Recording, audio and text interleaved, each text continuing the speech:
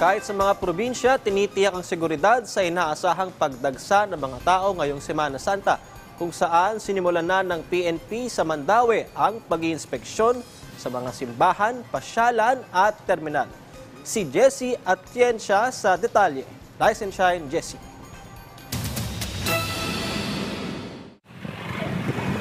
Ilang araw bago ang Semana Santa, isang biglaang inspeksyon ang ikinasa ng Mandaue City Police Office.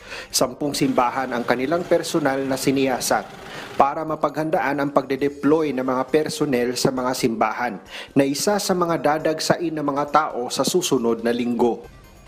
Nandito po tayo ngayon, inimbesa sa mga churches natin.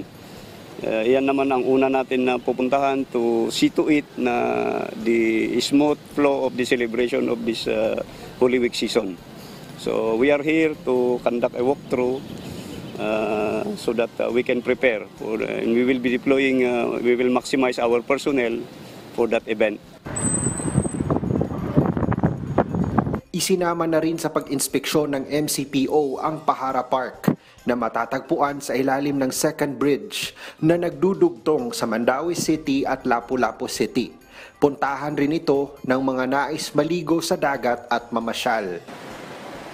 Huling pinuntahan ng PNP ang terminal ng lungsod kung saan inaasahan din ang pagdagsa ng mga pasahero. Nag-iisang terminal po natin dito sa Mandaue City na dito nagukan. So we will see to it also na yung safety and security po ng mga motorist natin is maikuan natin sila, mabantayan po natin. Bagamat wala pang ibinibigay na numero ang Mandaue City Police Office kung ilan yung mga personnel na ide-deploy nila simula ngayong linggo, ay sinisiguro naman nila na may mga tauhan silang nakapwesto sa mga simbahan at sa mga pampublikong lugar sa paligid ng lungsod. May mga personnel din silang magpapatrolya sa mga residential area dahil inaasahan din nila ang posibleng paglipanan ng mga akyat bahay gang sa panahon na karamihan sa mga tao ay wala sa kanilang tahanan.